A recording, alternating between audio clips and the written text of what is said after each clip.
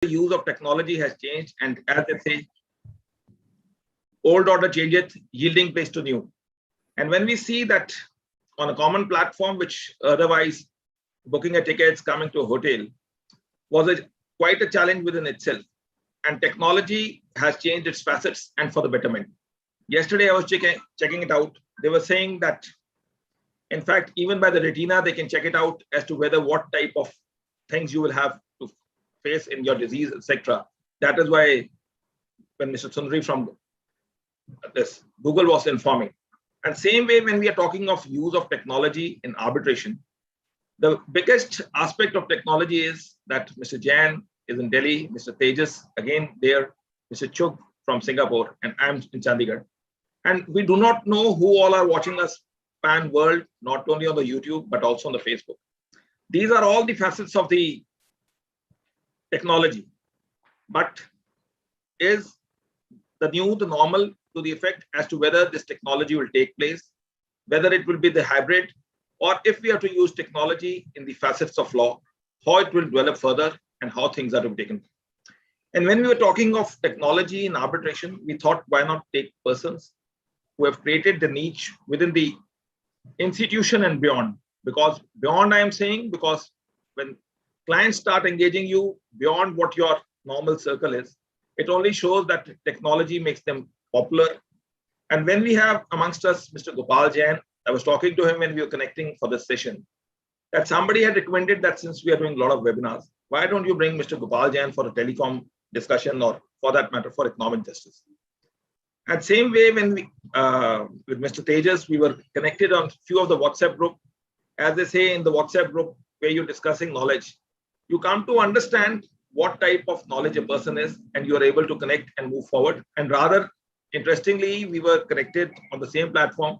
It was only yesterday when I peeped in, I saw that Mr. Jain is also in that arbitration group. And somehow Mr. Ashish Chugh, the local principal from MckKenzie, is not there. But as they say, that like-minded people come on a common platform and think together. And though we can speak a lot on the speakers as such, but since we always run short of time and the content of the speakers is always much higher, therefore we have got few questions on the WhatsApp as well as on the email, as well as the common questions which we thought could be taken forward to understand the nuances of technology in arbitration. So we would be taking those questions which commonly arise as to how this technology would be taken forward. What are the challenges? What are the things, as they say, the best of these sculptures chisel out the things for the betterment to bring the best sculpture. So similarly, the challenges being faced, the challenges faced and overcome, and what things can be carried forward would be the discussions of the today's topic. And I'm feeling that we are taking a lot of time only on the introduction of the topic. Without taking much time, I will ask a common question to all three, and I will request them, they can unmute themselves, because otherwise every time we will have to unmute them. That since Mr. Jain is a senior advocate, it will be a rare occasion where instead of getting briefed, he will brief us. So that will be a new thing. How has been your experience with the use of technology in the arbitration during the last 1 year? We are discussing of 1 year because we say that technology has taken its leap jump only during these COVID times. Over to you, Mr. Jain. Yeah, good afternoon, and thank you very much. And I think all of us are here on the same platform sharing our experiences. So it's nothing to do with labels, but really sharing a collective experience or a new experience. You know, all of us always like to try out new cuisines. So technology offered a new recipe, a new way of doing things with some degree of innovation. And I'm a firm believer in innovation and flexibility, because anything which is new generates its own interest. So I, for one, have found it very useful and helpful. Let me give 2 or 3 examples. We often use the expression being on the same page. Now, technology actually helps you to face the same page, because one of the forms of presentation, which I'm sure all of us took recourse to, was screen sharing. So you actually are on the same page, because you, the decision maker, as well as the other side, are able to, by way of screen sharing, save yourself the trouble of opening volumes and reams of pages, but actually, as I said, on the screen, put up a document which we can all see. So that's being on the same page, one advantage. Second, because of many glitches and since it was work in progress, everyone was keen to get the point across as soon as possible. So it gave you an opportunity to do what I call pinpointed accuracy, far more focused and crisp because you never knew when your link will go or not go. Second advantage. Third, with hyperlinking and documentations and documents available at a click, you actually brought in a lot more efficiency and saved a lot of time. And four, I think it was just new for everybody else. So there was a lot more enthusiasm and interest which came. And I innovated in one of my first international arbitrations, which I did, which was to do with the construction dispute, which is, according to me, rather boring. So I presented it in a video format. Now, if you're in a court, you only do oral arguments, you turn the pages. But this gave me a chance to do what I call a visual effect more than the argued reading part of it. Idea was, how do you make an impact on somebody's mind space? So it gives you all these new aids and tools that you can use. And like with cricket, moving from test cricket to 50 overs to 20 overs and maybe someday to 5, these are different, you get a different format of doing things. And for many people, it is what I call a sense of justice, bridging the justice gap, because you didn't have to move lock, stack and barrel the way Vikas introduced, that we could all be where we were. So that was a huge advantage for a large number of people who may not have been able to do a hearing in a matter if it was not in the virtual mode. And it was just the exposure to technology and the learnings which came with it, including sometimes, as it happens in the Supreme Court, they can actually, use a button and say, shut up. So the judge also has the power to shut you up. So it brings a little more discipline and a sense of urgency and efficiency in the manner in which you're presenting. And it at least sets us thinking how useful this can be as a tool going forward. And if you're living in a digital world with a digital future, then I think disputes in arbitrations should also have the benefit of technology. And now we've seen so many different platforms, innovations, virtual hearings, rooms which have been created. So I think the freshness also came from doing something in a different way. So for me, it's been an enriching, learning and rewarding experience. And I'm sure we will all would have had some causes of concern or pain, but I think the benefits or the boon far outweighs any of those disadvantages. The benefits are more. And I think it's there in the long term, something which COVID accelerated. And many courts had were designated as e-courts, but really the judges themselves had their cases on a screen. But this allows everybody that way to really participate in a virtual world.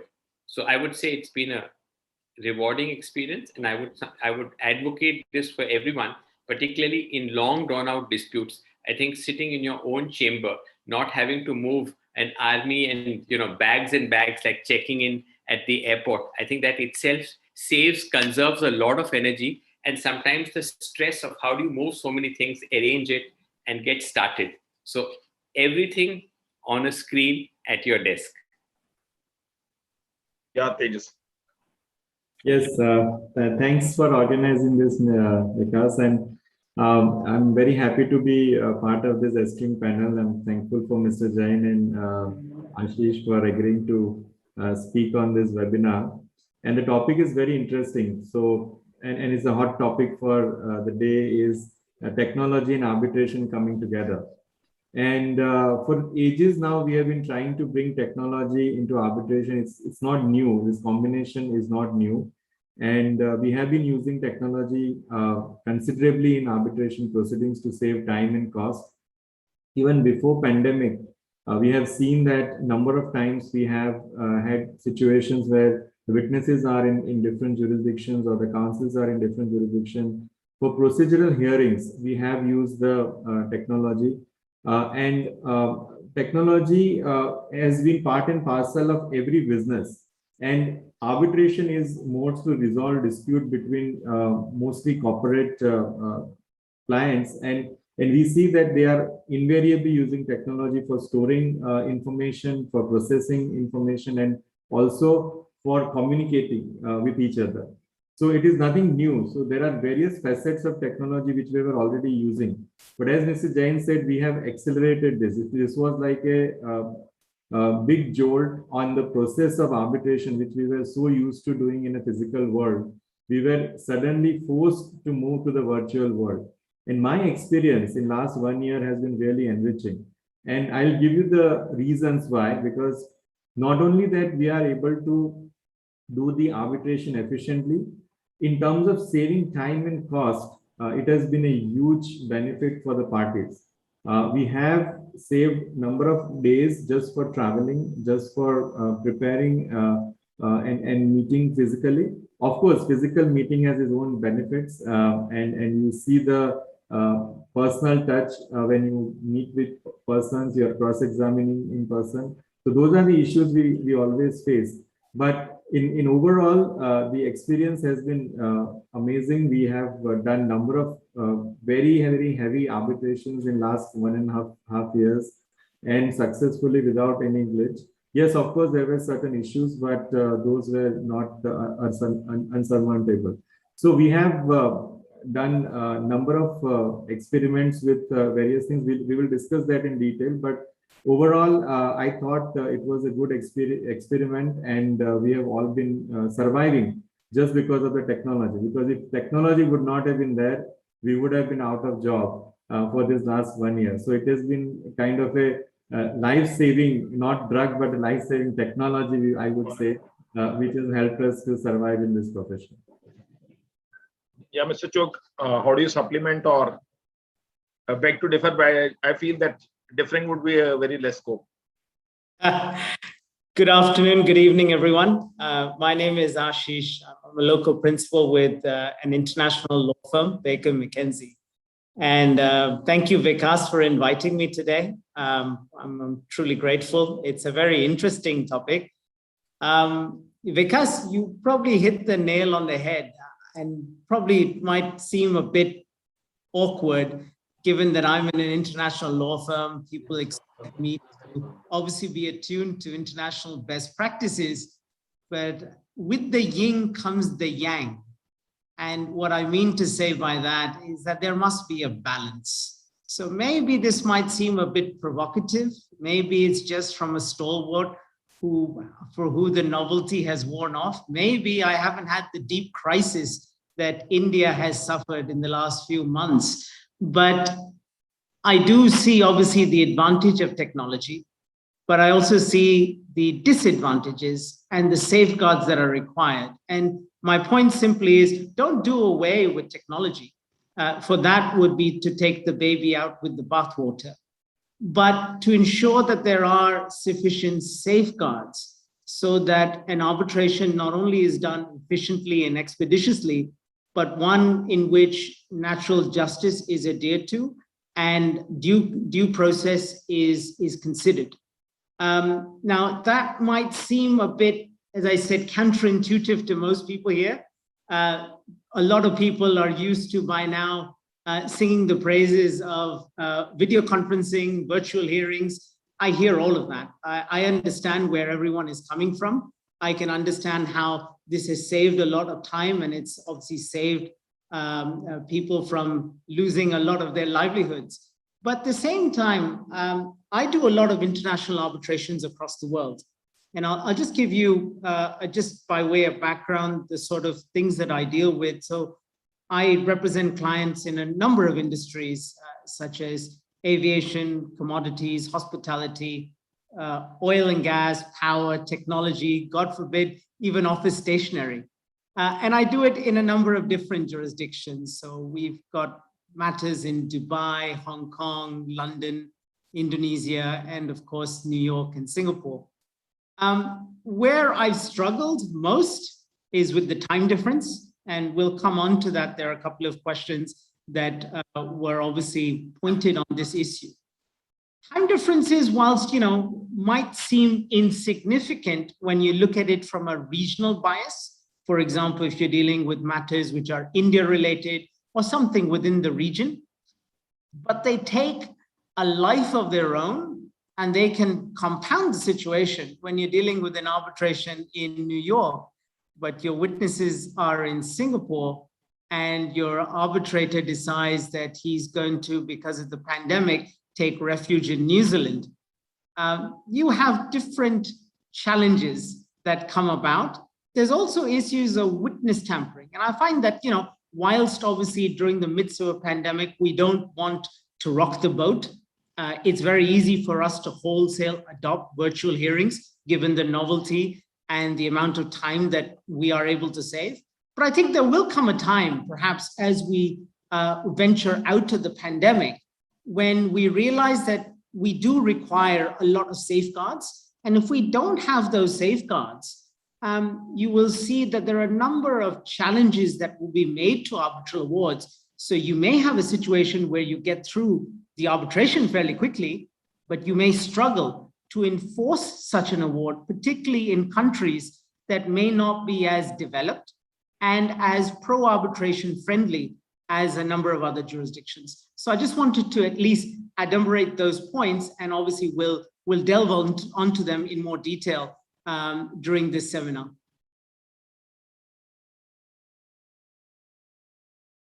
Yeah. So the experience as is that everybody is experiencing in a better way. But since we have used it for 1.5 years, I would say it's now approximately 1.5 years only since it broke up approximately on 20th of March. So what are the practical concerns of using these technologies for arbitration hearings? And what safeguards should be built to give equal opportunity to the parties? Like Mr. Jain was saying, somebody could be muted. Can the arbitrator act that arbitrarily, or he has to act with the consonants as the normal hearing goes on? I'll ask again Mr. Jain to take forward, and then this time we'll ask Ashish to plug in, and then Mr. Tejas. No, I think, look, like Ashish just mentioned, there are challenges too which come with it, and everybody would have experienced it in different ways, particularly if you're working across time zones. So I think one of the interesting things which I've always felt is that it's very important for practitioners to exchange notes, because you really can't make a standard set of guidelines or procedures, because it's still work in progress in many countries. And Tejas is right that it was there but not used as much by virtue of the fact that we all like to be physically present before tribunals and with our whole team, etc. So I think one way I was thinking is, if everyone shares their experiences, both the pros and the cons, basis on which we can make an informal code of conduct or a certain set of rules, so there's a level playing field with a fair opportunity for everyone, plugging some of the gaps. So for example, like Ashish touched on witness tampering, I think initially when one of my first arbitrations, it was fixed for recording of evidence. And naturally the contesting party, which was the respondent, did not want the arbitration to go. So their whole point was, look, we cannot go because we don't know. Witnesses can be tutored, coached, etc. So finally, a way was found where you put cameras in different positions. You take undertaking, and in one case, we actually send somebody to sit in that room with that person. So once there's a will and there's a way to make it work, things do happen. I'm sure in the normal arbitration world also, some amount of sign language, etc., is used. But I must tell you one interesting thing which we realized, that at the lunch break, I had put a certain set of questions, let's say question 58, and we were on 60 after the lunch break. The witness comes back and says, I think I want to volunteer something. And while answering 60, he actually tries to correct 58. So you could quite clearly see that nobody anticipated that when you're away for lunch break, there would be no oversight or monitoring. And it was such an obvious way in which he just came with a pre-prepared line of argument, which I call not a response, and tried to improve on it. So these are things which would happen. But I think there's no substitute for people just putting pros and cons, their experiences at every stage of the case, and from which, like we have always practice directions, etc., some kind of guidelines can be made to have greater uniformity and consistency. And perhaps if it becomes popular, then it becomes like a standard or a norm, because in India particularly, and I'm sure Tejas will agree, every arbitral tribunal wants to have its own set of practice directions. They actually pre-print it and bring it and merely read it out and just get parties to agree on it. So I think this will also provide a better opportunity, as I said, to have one harmonious overarching code with, of course, a lot of flexibility, because many things may be unanticipated and may happen as we go along.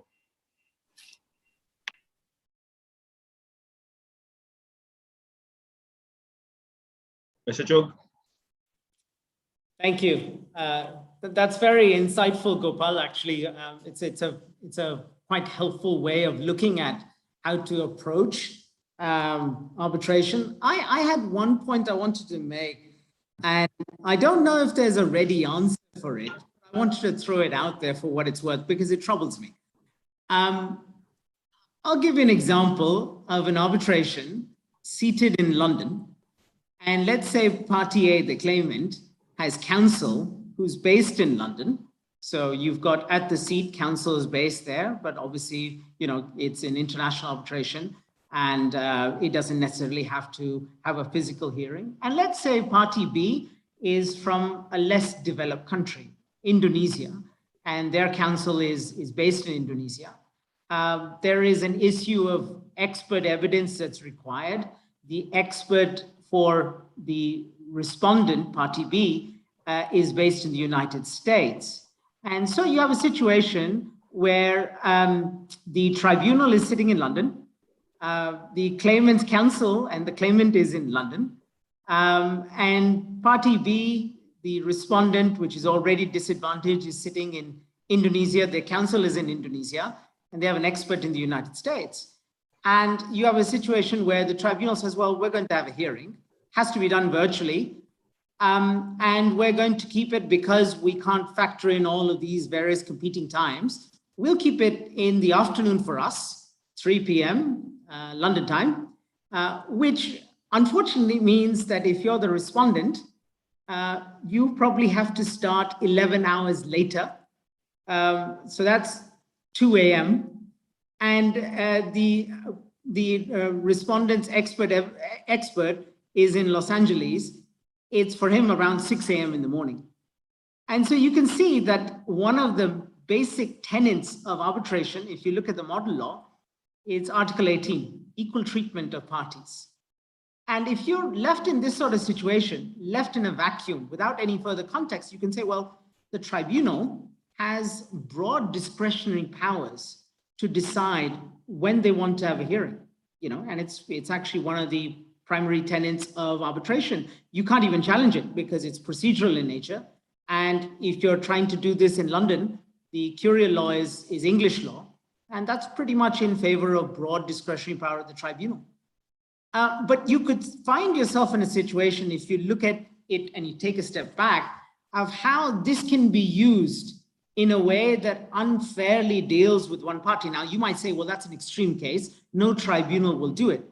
And that, I will tell you straight away, is not correct. There's actually an Austrian Supreme Court decision on a very similar point last year in about October 2020, in which one of the arguments was this, that because of the various time zones and the mere fact that the institution, in that case, it was an Austrian institution called the VIAC, the Vienna International Arbitration Center, they didn't have a provision for virtual hearings. This was in 2016. And obviously the hearing took place during the midst of the pandemic. And so they said, well, there is no provision. So it would be contrary to the arbitral procedure agreed by the parties. And you can't have a situation where you ask me to attend a hearing at 6 a.m. in the morning. And those objections were dismissed all the way up to the Austrian Supreme Court. The Austrian Supreme Court said it was not incompatible with Article 6 of the European Convention of Human Rights, which is the right of fair trial. But my point is, you will come across these sorts of situations often. And I think that ties in quite well with Gopal's point that we need to find a way to come up with a broad consensus. Right now, I think we're dealing with these issues in a very ad hoc, and we make it up as we go along because we're in uncharted territory. But I think there will come a time, and I'm hoping that will happen as we end this pandemic and move towards a new hybrid future, where we can think about these broad consensus ways of dealing with virtual hearings, because I agree, it's here to stay, whether we like it or not. It's not that I dispute it or I resist it in any way. I just want to ensure that everyone has the fair trial that they expected when they signed up to an arbitration agreement.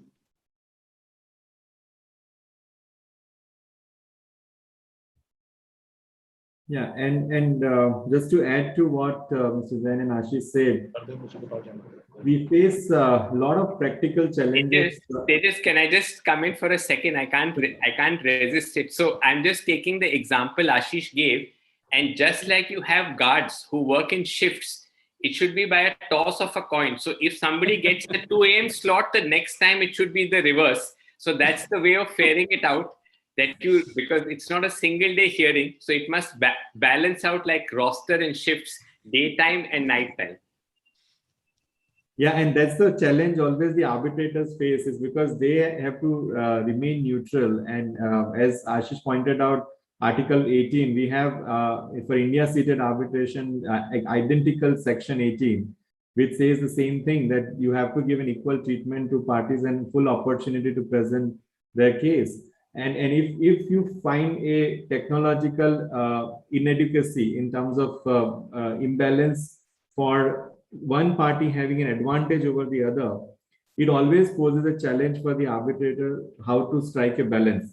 And that is something the arbitrator has to carefully consider, because it may lead to a potential challenge situation, because it's a duty of the arbitrator to pass an enforceable award.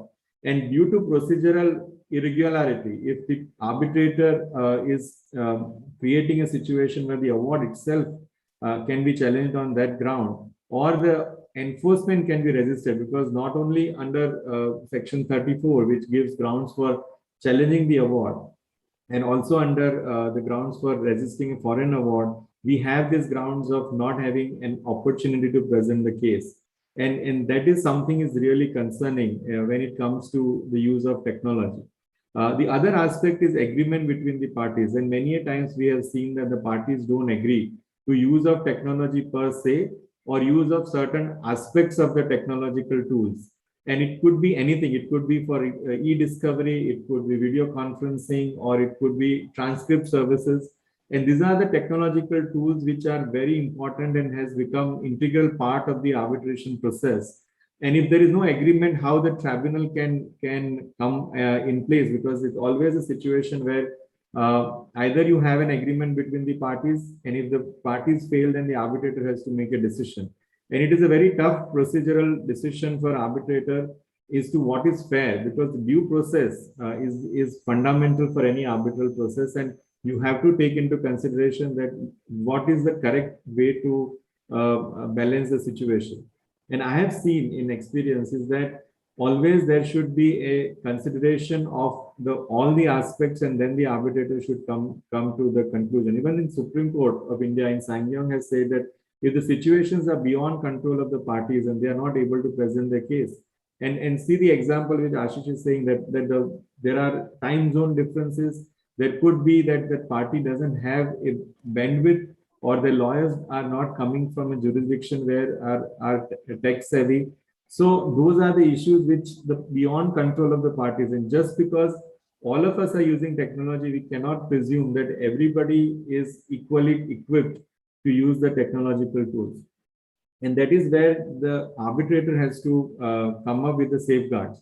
And those safeguards could be by way of the procedural orders, or convincing the parties to agree, because ultimately if one party says something and the other party is not agreeing to that, we have to strike a balance, and the arbitrator has to then decide which one is correct and pass a reason order, so that tomorrow nobody is able to challenge it on the ground of procedural unfairness or bias.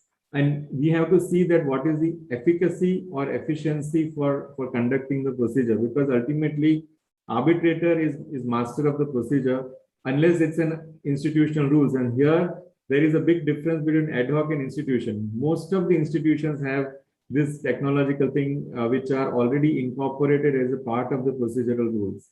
And if you are having institutional arbitration as part of the agreement itself, we are adopting those best practices or techniques or the practice notes which are given for the parties and the arbitrators. And that helps a lot in terms of conducting the arbitration if we have the institutional arbitration. So this is also something to be kept in mind when parties are drafting the arbitration agreement, is to now foresee that what kind of issues will arise at the time of practical aspects when at the hearing stage by use of technology. And are you selecting the institutions who are supporting technology, or they have adequate safeguards built into the rules themselves, so that when it comes to the decision-making process, it becomes easier for the arbitrator to come to the conclusion on the use of technology. So those are the pros and cons which we have to keep it in mind. Of course, there are advantages and disadvantages of any technology. It can be misused and it can be used to the benefit of the parties. But at the same time, the arbitrator has to keep it in mind that they are giving equal opportunity and full ability for parties to present the case. After you three spoke, I am reminded, like you said, that you have to facilitate and assimilate the persons with the technology. As the famous saying says, that people were quite hungry in France and they were not getting the food. Then the Queen said, why don't they eat the cake? So you have to prepare everyone for the purposes with the latest technology until unless they suffer a lot. Then, so we have slightly covered that, but we take things further forward. What potential legal challenges can be brought to the context of the use of technology in arbitration hearings?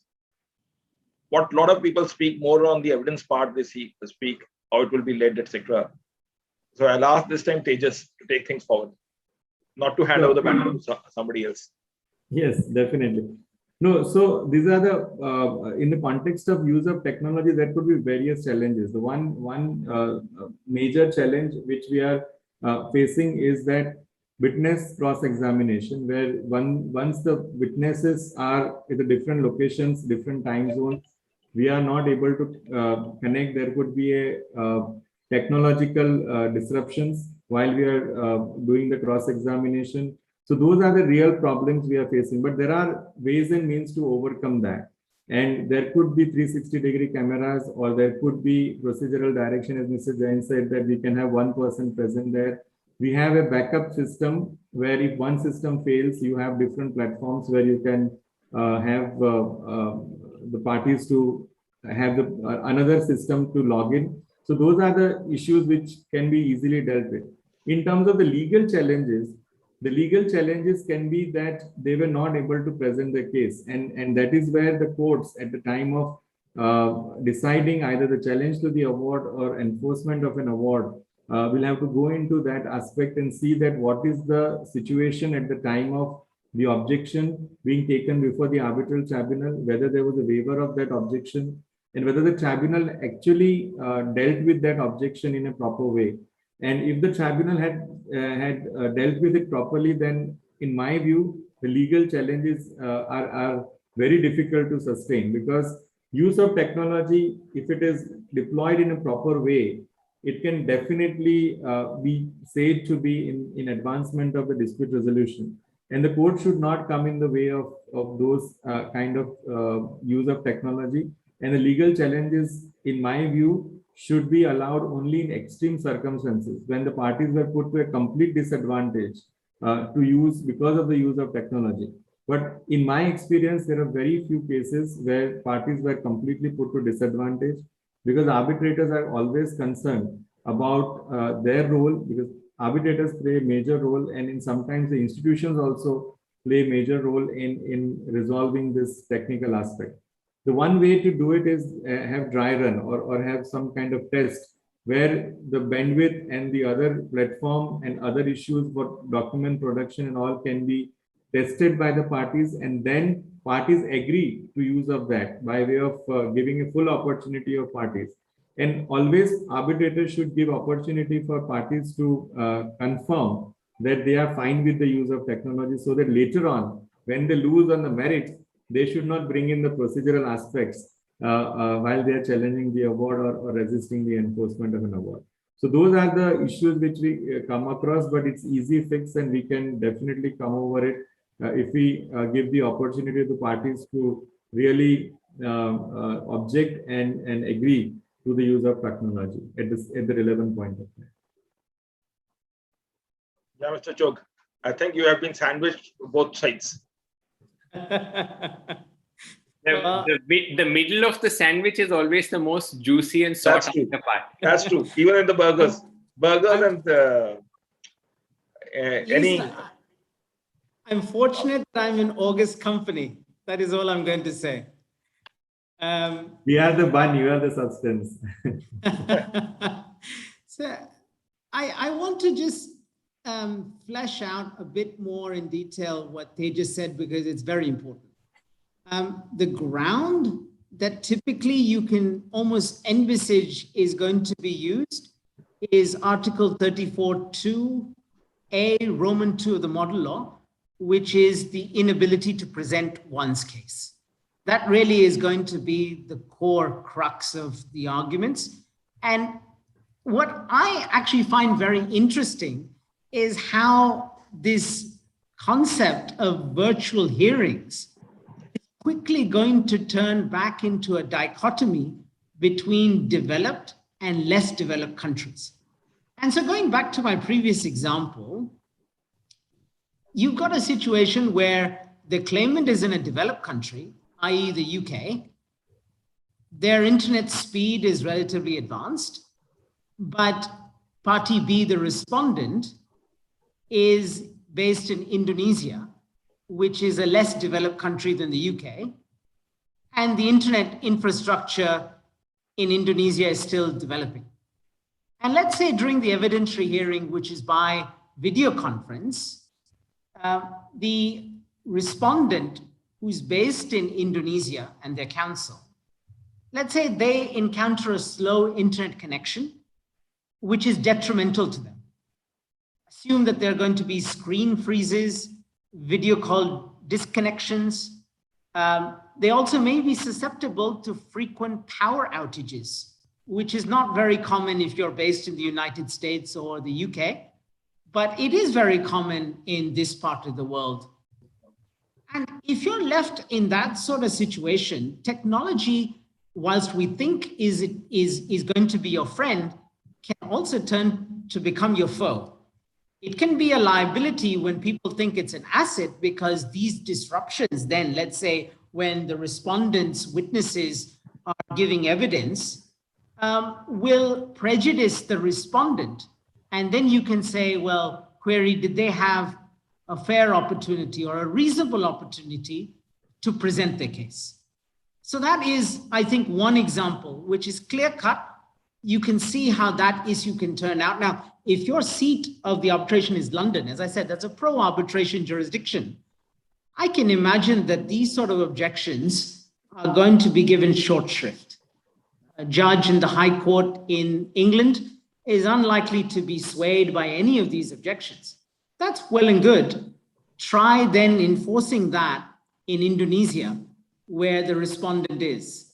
And I at least can tell you that a judge sitting in the district court in Jakarta is going to have a bit more sympathy with those arguments than the judge sitting in London.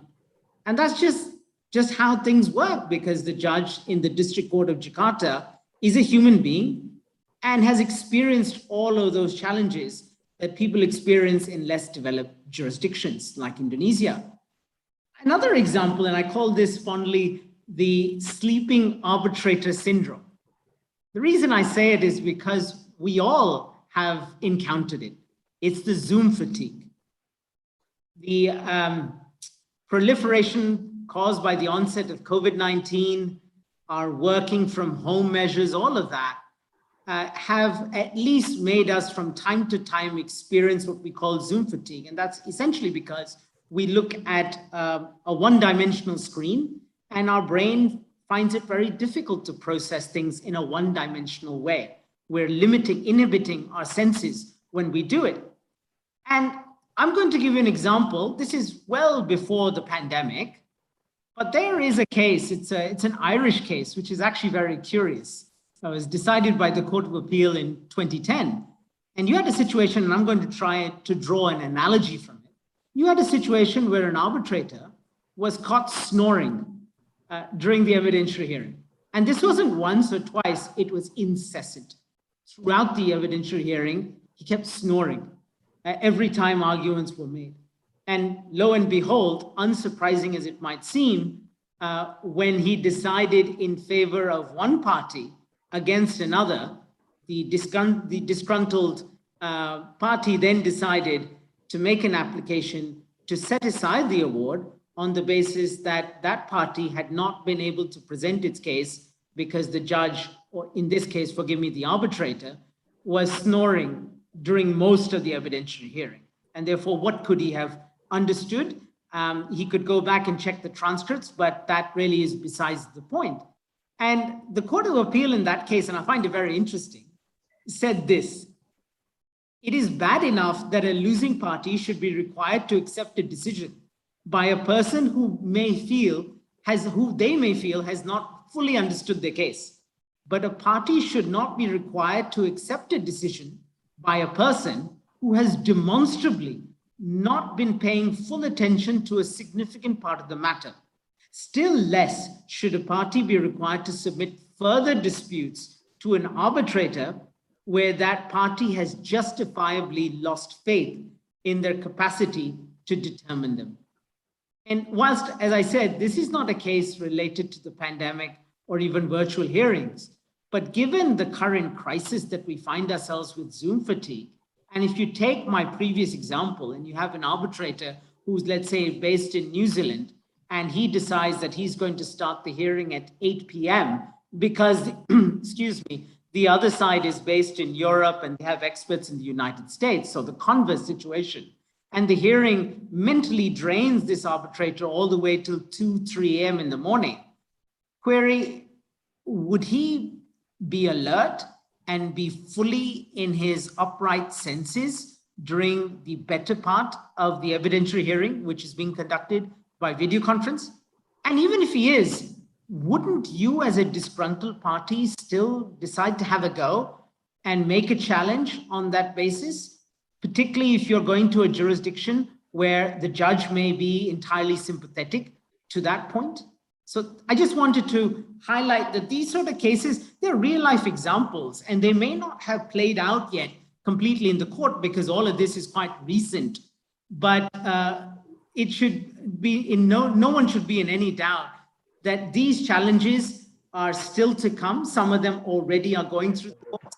And I suspect as we go through in 2022, we'll hear and see more of these sort of challenges. Mr. Jain? So let's add to the anecdotal exchange. And let me tell you what happened today and something which happened about 20 years back. Today in the Court of the Chief Justice of India, an important case was to start. It was the first item. And the Chief Justice, and it was being addressed by Mr. Mukul Rohatgi, India's leading lawyer. And the Chief goes, Mr. Rohatgi, before you start, we want to say something. And he says, please improve your internet connection. So he says, I have several devices. He says, no, that's exactly the point. You argue several important cases before us, but because your connection is not very strong or stable, we may perhaps not hear everything that you say. So please have a dedicated device for my court, but I was just on the technical glitch. Now, if you take that out of context for a minute, legal ingenuity, you're a bad loser. So you think, all right, let me use this as a good ground that I was unable to present my case because either at my end or at some other end, the internet connection was not stable. So you advance what, like our section 34, which is the ground of challenge, you try and expand, you innovate. So you will definitely have people who will take that kind of stance. Second, my 20-year back example, which was far before COVID, we had a judge of the Delhi High Court, very advanced, who had a laptop. So the party lost the case before this judge, and the appeal, the first ground was, while I was arguing, he was playing on his laptop. He was just making notes on it, but the party just was a bad loser. So we are definitely going to have some real life situation will get tested because at the moment it's still work in progress. And perhaps Ashish mentioned the Vienna case, but in large parts of the world, this has not really got tested. Therefore, the safeguard goes back to that basic thing. use of technology, its very pros and cons and scenarios which we've discussed should all form part of an agreement between parties, or definitely codified in practice directions, so that it's all laid bare, discussed and agreed upon. I think, like they just mentioned, transcription. I always feel in India, two sides take two divergent views. Somebody who thinks he doesn't have a good case always opposes transcription. Then judges or arbitrators also sometimes feel, oh, everything that we say will be on record. So there are all these various things, but it's such an efficient way of doing things. But if you want to avoid it, you can always put a stumbling block. So I think it's very important to have a pre-agreed arrangement on the rules of the game for virtual hearing, taking into account all these things. I'm not going to raise the issue that the internet connection was not stable, etc., because otherwise the whole benefit or the fruits of an award can become vulnerable or susceptible to a procedural challenge. And largely, as I said, if you're a bad loser, you can misuse it, and there would be some genuine cases as well. So I think that's important. And three, as we've all said, I think it's a little early in the day. There are pros and cons. So it's a bit of a wait and watch. I think things will evolve, as it always happens with procedural rules and directions. But fair play becomes very important. The example of develop versus developing, which we talk about in other contexts, these are all realities. Somebody who's working from home, just imagine if you have a massive arbitration, you're working from a small space.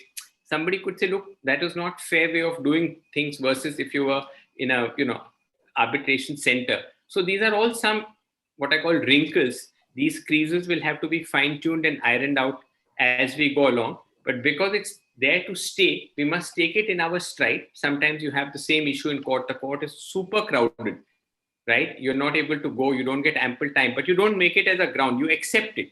So I think some of these things really turn down to, let's take it in our stride, accept it and move along, unless it had a direct bearing on your defense or your ability to present a case. Some degree of responsibility, I think, comes from practitioners also, who can advise people, eschew taking such grounds. It's not good for growth of technology and arbitration or for virtual hearings. So I think all of this calls for responsible and mature stakeholders who want the system to work and devise ways of supporting it to work rather than undermine it and pull it down. So a positive bent of mind with constructive suggestions to improve if there's a real life situation, versus using it as a technicality to challenge it as a part of due process. So I think the courts must also be very careful in sifting out what I would call would be a slightly misconceived challenge, but one which sounds and feels attractive at face value. And therefore the courts also have to play a role, because ultimately stakeholders, arbitral tribunals, and as they just said, everyone wanted the show should not come to a grinding halt. The show must go on. So everybody made an endeavor in the pandemic period to go virtual, because you couldn't have physical arbitrations. And I remember the first few months when even that was not there, then arbitrators were also phoning and saying, let's schedule some hearing, because everyone wants things to go on. So I think we have to see it in that kind of context and have a little more elbow room of acceptance so that it can work and we don't face the series of challenges that we faced under the 96 Act at the drop of a hat and courts were interfering. So we have a pro-arbitration culture broadly developing, and it must be pro now to virtual and supporting technology in arbitration as well. When Mr. Jain was speaking of connections, I was thinking if it could be connected with all three of them, that kindly improve your connections. So the first brush in the mind would be that we are already known lawyers, we already have good connections. So this I will ask, what practice guidelines arbitrators should adopt for the use of technology? What do you feel, Mr. Chugh? So typically, let me just give you as a starting point, there is a proliferation of soft law on the procedure and process of virtual hearings. So three that are well known, at least in international arbitration, the international arbitration community, and considered now to be part of best practices. One is a CIARB guidance note on remote dispute resolution proceedings. I found that very helpful. There's another note by the ICC. It's the ICC guidance note on possible measures aimed at mitigating the effects of COVID-19 pandemic. There's also an HKIAC guideline on virtual hearings. So I found that very instructive, at least from an international arbitration perspective. What I have done in several cases, so I've now argued about eight odd cases virtually as an evidentiary hearing. Obviously, in the grand scheme of things in India, I know people do 8 cases in a day, but arbitrations tend to have a life of their own, and they take a lot more time. But what I have found very helpful is having a protocol in place. And usually, at least in the early days of the pandemic, the tribunal was, I think there's always an asymmetrical bias of knowledge. The tribunal is usually either a sole arbitrator or a member of 3, and they're up against law firms, some of them, which have a battery of lawyers and armed to the teeth with resources. So it's asymmetrical, the knowledge bias. But what I have found very helpful is trying to at least agree with the other side. And if that's not possible, at least put forward a protocol at a very early stage.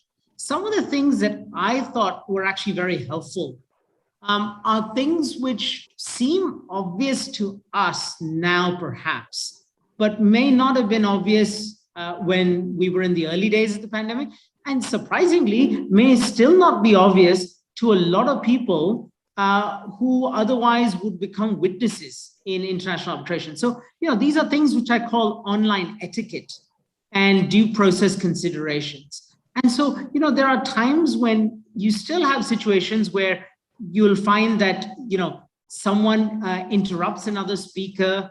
Again, people, they've either mute their microphone and forget to unmute it before they speak. They will, we have found situations where someone decides to have an unauthorized recording of the hearing. They're just recording it on their iPhone. And I think one of the reasons for this is people believe, given that it's all on a screen and it's a Zoom conference, that it's just like any other meeting. So there's this degree of nonchalance which has seeped into arbitration. Whereas if that witness was in a formal proceeding and the setting was in a physical hearing, in, let's say, it could be in an office or an arbitration center, they tend to be, I think, a bit more reserved. People tend to be a lot more casual these days. And I think it's good to, at least at the outset, set out these sort of rules. Other things that I have found very helpful is to ensure that the tribunal has the power to direct that none of the witnesses or any of the participant is using unauthorized material or engaging in any unauthorized communication with a third party, and that the parties and their witnesses will comply with the request by the tribunal to allow a 360-degree viewing of the witness's room by video, so as to ensure the integrity of the room. So these things sound obvious now, I think, in hindsight, given that we've had plenty of experience in the last year of dealing with these sort of issues. But it never ceases to surprise me how there's going to be that one odd witness who just doesn't get the memo. And so I think it's good, as a matter of abundant caution, to have that all set out at the outset.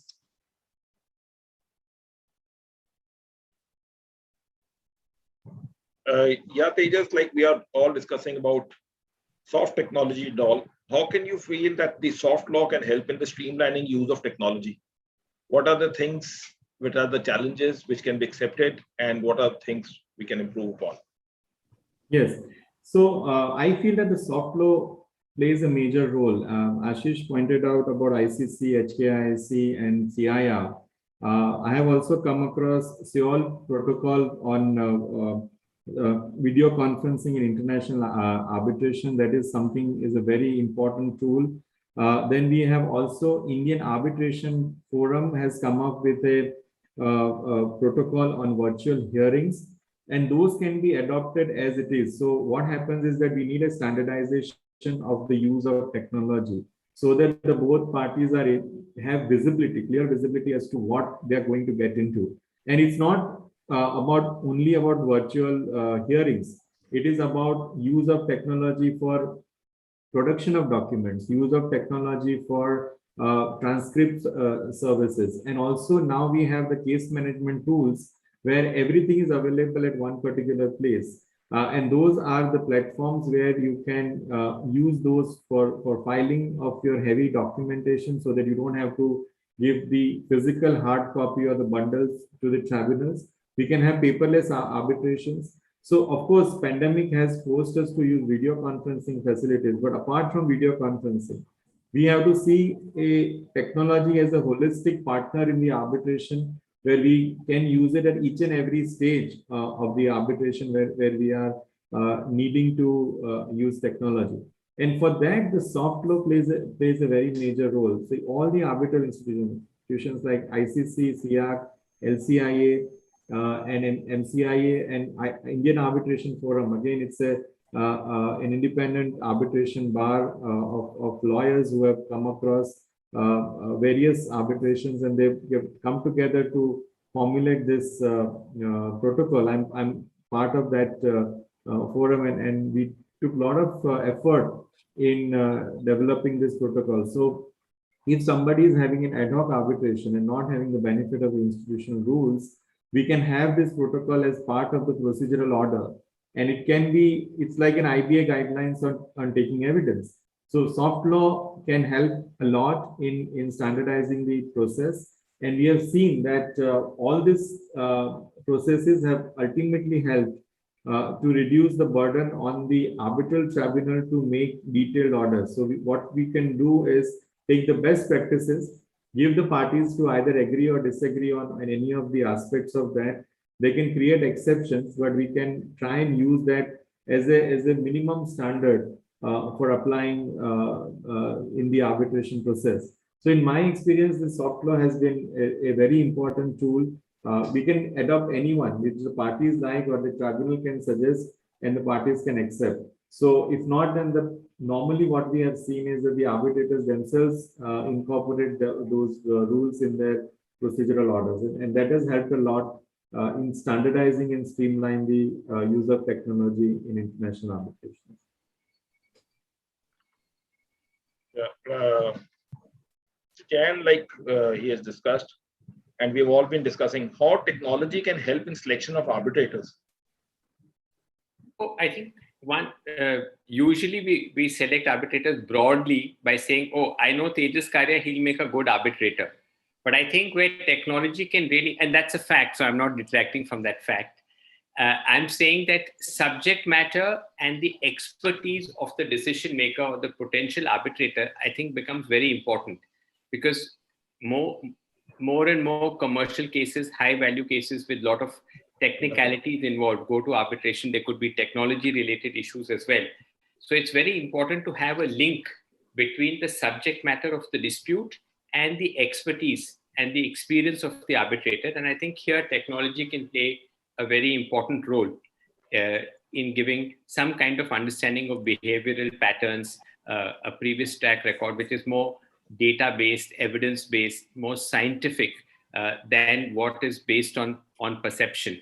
And I think that becomes very important because informed decision-making improves the outcomes. And that's, again, important because you don't want an award to be vulnerable by virtue of the fact that the tribunal did not have the expertise to deal with it. And I see that a lot nowadays. When you have tribunals which have judicial members, technical members, they kind of balance out. But where you have very technical disputes which arise, and you have, let's say, just judicial members, but they may not be familiar with that nature of that kind of dispute, a large part of the time just goes in trying to bring them up to speed. And that's not always the best way of doing it, because you have such a vast array of available, very competent, proven, expert arbitrators, and therefore use of technology can again sharpen that process, and it will then move more efficiently. It'll consume less time because you're not educating the person. The person comes fully knowing and being aware of that subject matter. So I think technology here can be a real aid and a boon and can benefit a lot. I just take things forward. I remember that one of my known wanted to engage a lawyer. So I told him that this person is good. He said, no, sir, give me 2 names in a district court for a trial. I gave him the 2 names. He just went to the website, saw who had filed more cases. He says that, sir, I have seen that he has filed 50 cases this year and defended criminal trials, and he has defended 10. So I think we should go with a person who has defended 50. I thought it's your choice. So we just can't talk of arbitrators or these times. The people have become so smart that they also know how to choose the lawyer. That's the point I just wanted to. Yeah, and just to add, also, we are very quantity based and less quality based. The tol mol ke bol. So if you write 10 pages in your answer script, you will get more marks because you've written 10 pages versus 2. So we have to again move to that more qualitative dimension than the quantitative dimension. That's a subsequent. I have a slightly different view there because the artificial intelligence can definitely bring in qualitative aspect to this. It's not about numbers, but it's about the combination of the data which goes in. And you can come to a conclusion that which is the best person who is available to sit as an arbitrator and what is the nature of the experience that person has. So that is something we are going to go into, and there are tools which are getting developed.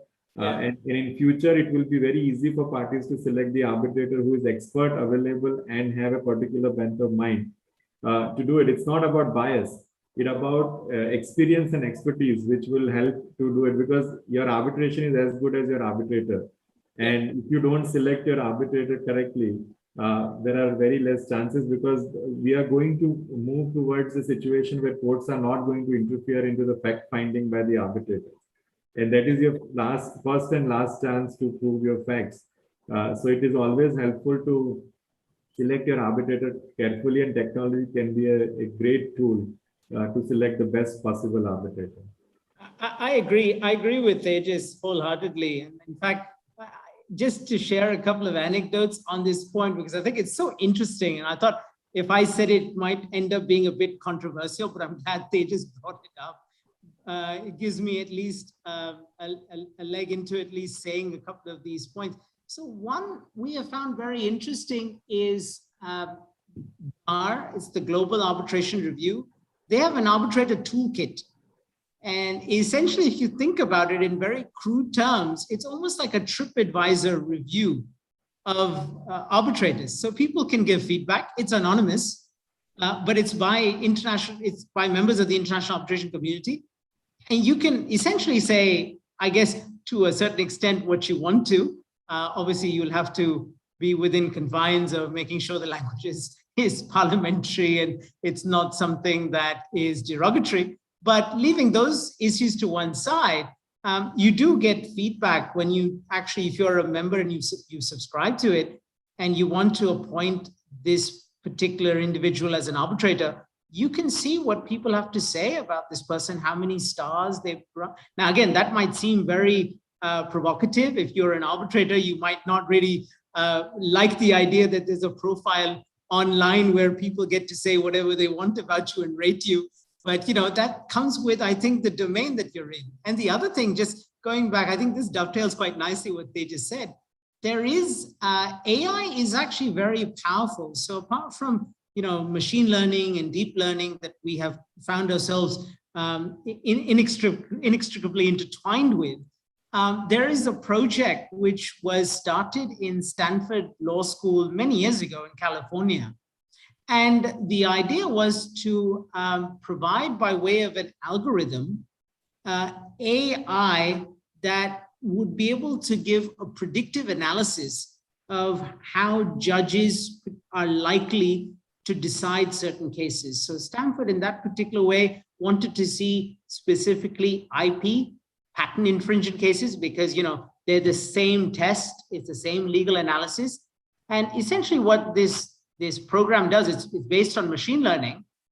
It's been around for several years and people can obviously subscribe into it, but it has reviewed all of the reports and judgments of, for a number of years.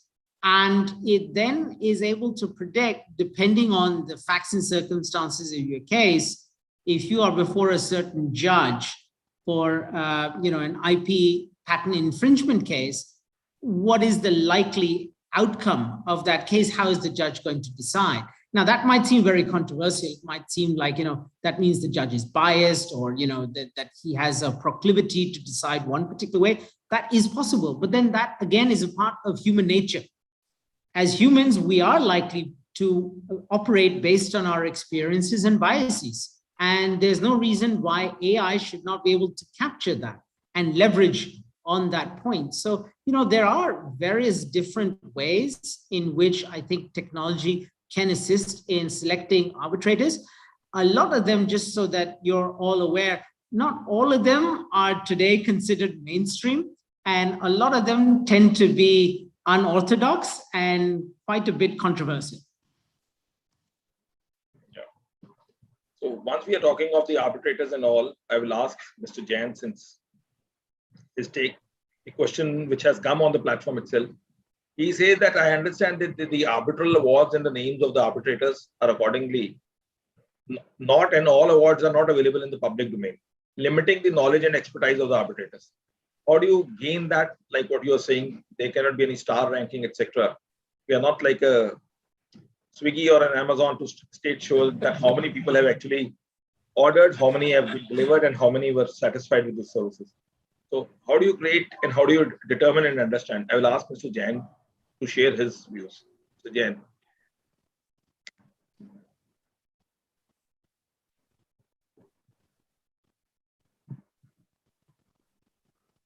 Yeah. Vikas, sorry, you were not fully audible. So I kind of. The question is on the chat. Yeah. Otherwise, I'm saying, he says that normally the arbitral awards and the names of the arbitrators are not available in the public domain as such. So how do you determine the knowledge and expertise of the arbitrator, like we were discussing about?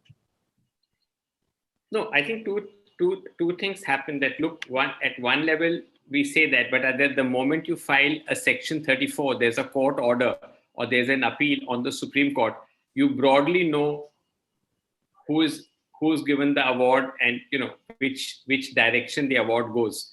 Second, nothing to beat word of mouth, or as Ashish was saying, have an arbitrator's toolkit with the feedback response. So I think practitioners will never have this handicap that merely because it's a private process, everyone broadly knows, what to expect from whom. And then of course is the whole technology part, behavior, predictive, etc., which give you a greater accuracy into what kind of decision making can be expected from a particular type of arbitrator, which is why sometimes they always say, oh, how important it is to have a proper commercial arbitration bar, because that's where you exchange notes. So we always discuss with each other what kind of experience that we had with A, B, or C, and vice versa.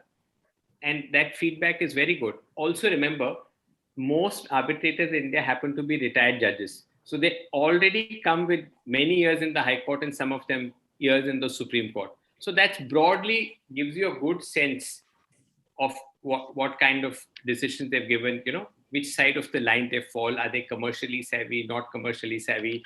Some people are more technically minded. Some people are more niggardly with giving damages. So I think that kind of information is fairly handily available, as I said, with practitioners, and given the entire ecosystem from when they started practicing as judges, and then orders in which awards have been challenged. So there's enough information there, but it has to ultimately remain private. It's not like a court proceeding, which is open to everybody. So I think that balance has to be maintained. And on a lighter note to the last question, like you have bride selection, we perhaps have to have then arbitration selections also like that. So like a shadi.com, you may have to have someday arbitration.com or something. So, people will give, oh, he's a good suitor to my case or not. But normally for the professional, they say like any professional is like a bottle of perfume. The moment you open your argument, the moment you deliver, people come to know that it's a perfume or a bad other. And what are the confidentiality and data security issues while using technology in arbitrations? Because a lot of people feel that you're exchanging everything. Just taking a things forward, like if we have all been appearing in the virtual court hearings, sometimes a lawyer shares some judgment or this thing. You know that this lawyer has the good notes or good judgments.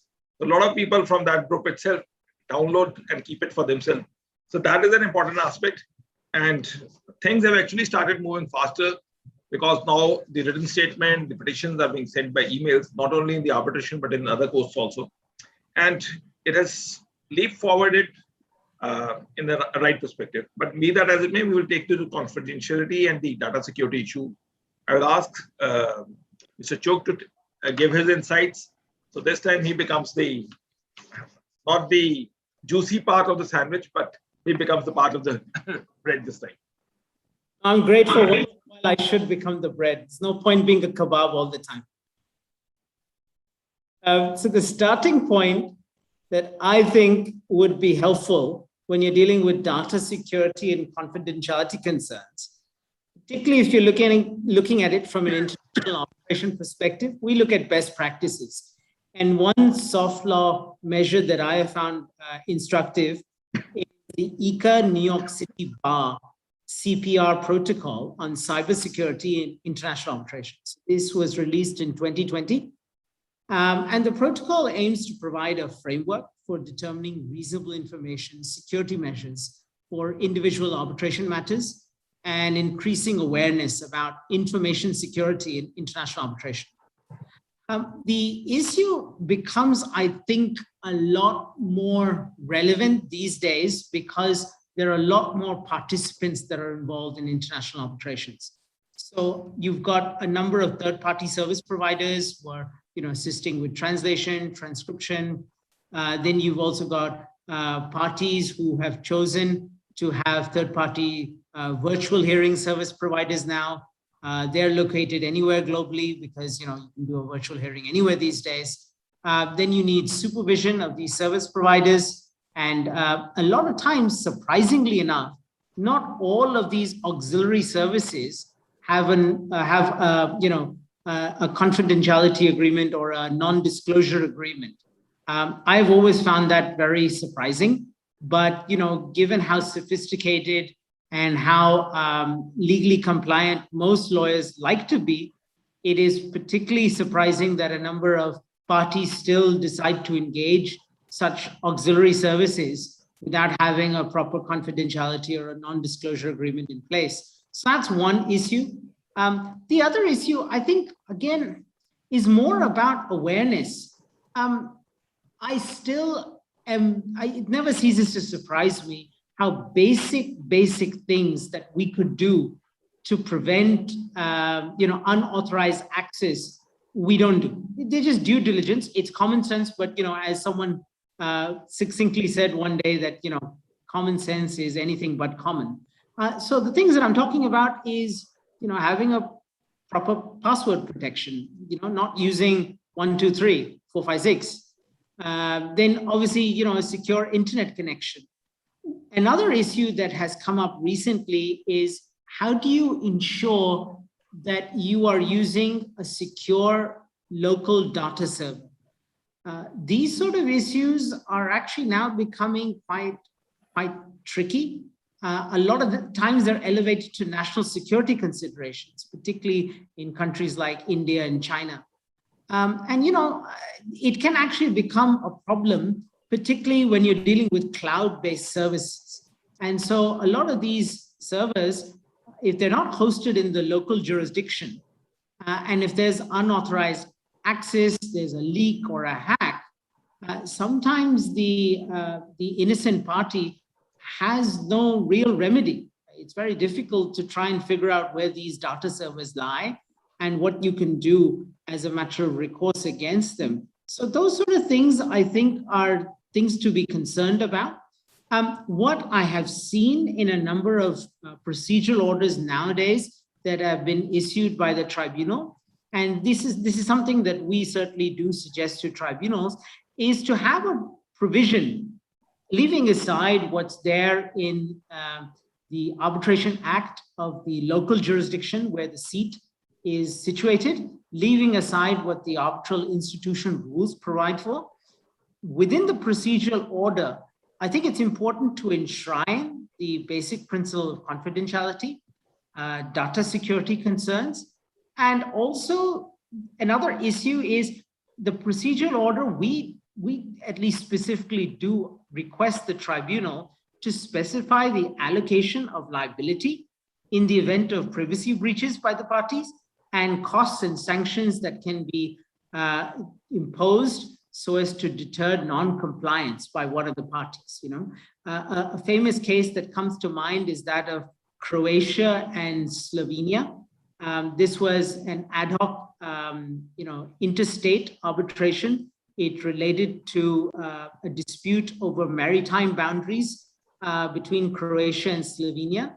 And, Croatian intelligence was able, by way of illegal wiretapping and document leaks, show that the arbitrator appointed by Slovenia was dealing with, in a very unauthorized ex parte way, with Slovenia's counsel.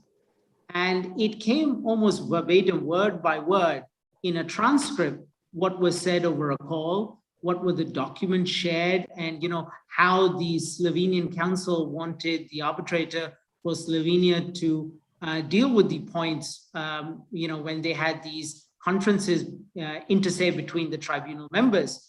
And obviously that created a big brouhaha. It was a massive debacle because it had international repercussions. Croatia then decided to abandon the arbitration, saying they would never get a fair trial. So my point here is, given particularly today, with the number of data leaks, WikiLeaks that we see all around us, it's particularly important that a tribunal pays due attention to data security considerations and the principle of confidentiality.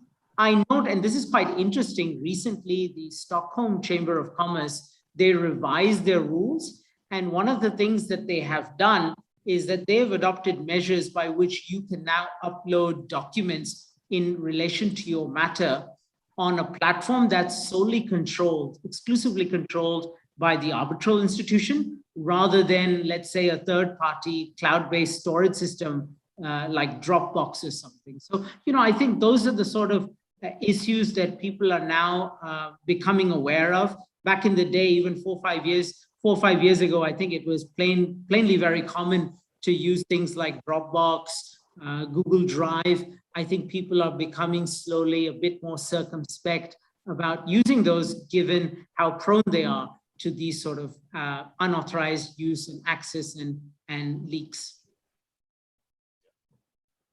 One of the questions is by Prakardeep on the chat box.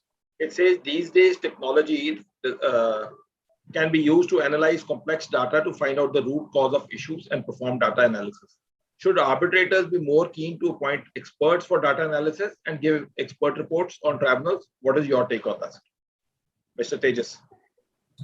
Sure. So, of course, now with the use of technology, you can do complex data analysis and come to the conclusion which is humanly not possible. So experts have their own limitations. So if you appoint an expert, the expert will go to a level of their experience and give the opinion. Whereas data analysis is quite different. So if you want to do a valuation, for example, and understand that what is the real value as a going concern for a company on a discounted cash flow method, you have an algorithm where you put the data into it and you can come to the conclusion. Or you can also come into a situation where in oil and gas contract, you can have an expert to understand that what is the parameters which are involved, where you could have gone found in hydrocarbon. And those are the complex data analysis which we have seen that the tribunals have been getting benefit by use of technology. And that is something we should definitely deploy as and when it is available. Also audio visual, as Mr. Jain said, the arbitrators sometimes are not able to visualize the real problem. For example, you are having a construction dispute and we were doing an arbitration for constructing a tunnel for railway bridge, and it was very easy for arbitrators to see the real pictures and videos to understand how the problem was and how the breach was committed. So technological tools and data analysis is the thing of future, and whether we like it or not, things are going to get simple and the truth is going to come out. So the technology, if it is put in a proper perspective, is going to change the way we do the data analysis and expert opinion.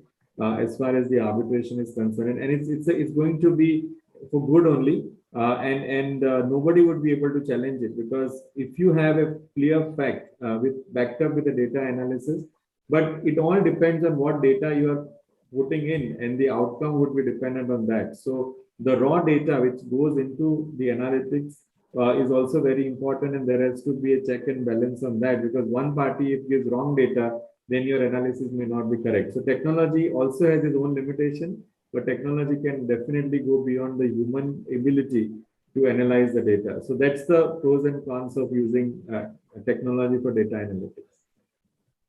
You have rightly put it that, as you all speak of, that the technology is a good servant, but it's not a good master. So we all have to, we can use it as a tool, but we cannot solely depend upon it. I will ask Mr. Jain also to take one of the questions. It says, would you think, this question is by Angad Kochar, would you think that the arbitral tribunal institutions should provide a channel for practitioners on a no-name basis or otherwise to provide feedback, so that the common issues raised by the parties and arbitrators can be identified and addressed institutionally? Oh, absolutely. And I think Ashish alluded to that as well, that, when you make a toolkit, it's really based on stakeholder feedback. And that goes back to the earlier issue which you raised, that even if it's a form of private settlement, yet there's enough information available going forward for people to make informed choices. So I think there are channels, and if not, there should definitely be channels. And that's really important, because real life experiences count the most. It's practice versus theory. And therefore, I think this is very, very important. And B, one has to take it in a positive way. Particularly, I think issues of time availability. I think we'll all agree on the panel that the one thing which one never knows till you're in the midst of the arbitral process is about time availability. So dates go a very long way. So in the declaration, everybody says we have time.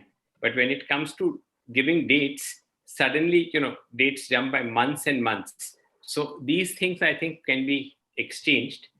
And I'm sure Mr. Kochar himself can contribute largely by way of giving his valuable feedback from his experience as well.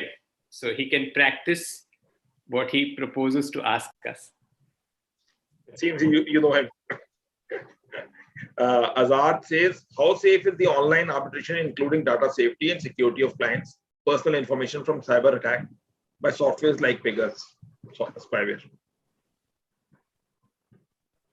See, the risk is always there. As in, when you use technology, the risk is there, but there are ways and means to protect the confidential information.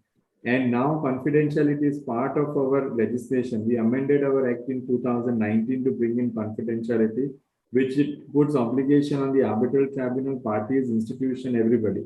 So this confidentiality is paramount, and that's the virtue of the arbitration, because everything is public in the court, and arbitration is a confidential. But just because you use technology, you should not be put to in a situation where anything can get into your confidential information, and there is no remedy available to you, because ultimately it's very difficult to find out who has breached the data and who has leaked the data, because it's very cumbersome to find it.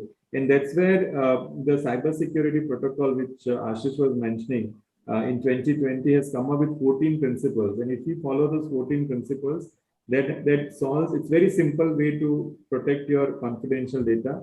And we need to safeguard it. You can have means where you have dual authentication. So you have a password, and then you have a link which comes to your email ID or your phone, which you have to click to get into the system. If you are storing data, you should have the dedicated servers and not use the cloud-based servers or the service providers who do not ensure the authentication. Encryption is another thing where you can protect it. All these are very important tools, and I'm sure there are technologies who can breach into it, but the only way we can protect is to follow certain safeguards and principles to avoid data breach. If at all there is a data breach, then you should be able to know it is happening, and you can plug it very quickly. So those are the things which we need to take help of the technology service providers to use that. And institutions can play a very major role in providing such kind of assistance, because you need a large technological platform to store this data. Even the video hearings, now the problem is that there are hours and hours of video recording which is happening. Now, who is recording it? Normally, we don't allow parties to record it. But in terms of transcript service, if you have a transcript services which is not live and they record your transcript and then provide the written transcript, then also how it is to be kept, how many months it is to be kept and to be destroyed is something it has to be written in a proper protocol or at the time of entering into the procedural hearings, that parties should agree how they want to use the technology in terms of all these aspects, in terms of documents, in terms of procedural hearings, oral hearings, and the final hearings and confidential information. The last question, since we are all talked about technology and COVID, what do you feel that this will continue, or we will go back to the physical? What are the things, whether this technology will continue, or how do you take things forward? Yeah, Mr. Chugh. So as I said earlier, I think this technology is here to stay. You can't fight it. I think what is important to have safeguards. So I can see a situation where we'll have a hybrid system as we go forward.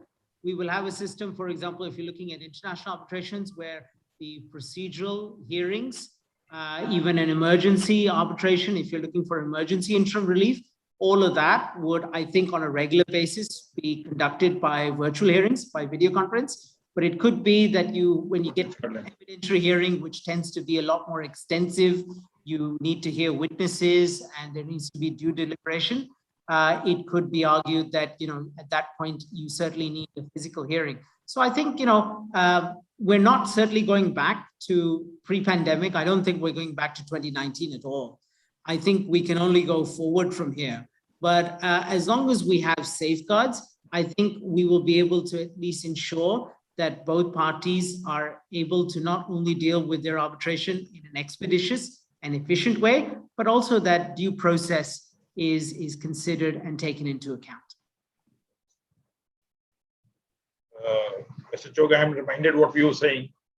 Otherwise, in law, we sometimes say that don't put the hands of the clock back. Yeah, I was rightly said. Clock can't be set back, correct. So we can't put the hands of the clock back to what we were. And the only positive is that whatever use is there. So we'll ask Mr. Jain what has been his experience, or what does he feel that do we go back to square one? No, I entirely agree with Ashish that as we are anyway headed into a digital world, as I put it, this is the direction and the trajectory. I think it will be coexistence or a hybrid or a dual mode where both would be available. And this can only go from strength to strength, because with all the protocols and guidelines in place and practice directions which we have and which will come based on user and stakeholder experience, that process can be further strengthened and streamlined so that, as we said, the rules of the game are fair, and some of the concerns which have been addressed or examples that Ashish and Tejas gave, they will surely over a period of time either get redressed or there will be challenges and court ruling. But I think both are here. I mean, this is definitely not going to go away, but equally we will have physical hearings as well. So both will coexist. And I think it will then depend on, for example, if it's just a procedural hearing, everyone may agree for it to be virtual. But if it's recording of evidence or arguments, everyone may agree to have a physical hearing. So there'll be more choice on the table. Tejas, Mr. Jain says it will be inclusive as well as exclusive. So one question which Sumit has posted: how to go about the witnesses cross-examination and the aspect of human touch with respect to briefing and getting witnesses ready for the cross, at the same time making sure that one is not coaching or tutoring the witness? Yeah, so it's very easy to manage in the sense that even if you have virtual hearings, you can have multiple devices so that you can see the witness and who is present in the room. In terms of not allowing witness to have any other digital device like mobile phone or anything where you can be coached or tutored. And personal touch or the physical touch is something, of course, you cannot have it unless you have the personal physical hearing. But to some extent, we have done number of cross-examination and it is easy to see the demeanor also on the screen. So if you have a screen and you are paying attention, of course, there is a element of fatigue after some point of time, but it's not that bad that you cannot judge the person's demeanor. And of course, in commercial arbitrations, we have seen that most of the documents are sufficient to run the arbitration. We don't heavily rely on oral evidence. And as far as expert is concerned, basically they are giving their opinion, so their demeanor doesn't make too much of a difference, because whatever is there in the report, we are only cross-examining on technical aspect. So that's, yes, of course, human touch is good for cross-examination, but it's not that important for commercial arbitration in our experience. So we have, I think we have taken all the important aspects which we could have, and it's a pleasure connecting with all the speakers and the resource persons sharing the insights. It was a pleasure connecting with all three of you on this platform. And I will ask Mr. Jain to share his insights before we part for the day. And we will definitely connect with all, lots and lots of information on this. So it was a great pleasure connecting. Yeah, Mr. Ashish, Mr. Gopal Jain, and Mr. Tejas. Thank you. I would thank Mr. Tejas, who was the connecting point. As I say, he was the connecting point to connect the dots. All roads lead to Mr. Karia. Yeah. So I'm saying, as I say, that it's all dots. No traffic, made the line. no traffic jams. So he has made all the dots join to make it a line. That's true. Always a pleasure. Thank you. Okay. Thank you, everyone. Thanks. Thank you. Bye. Thank you.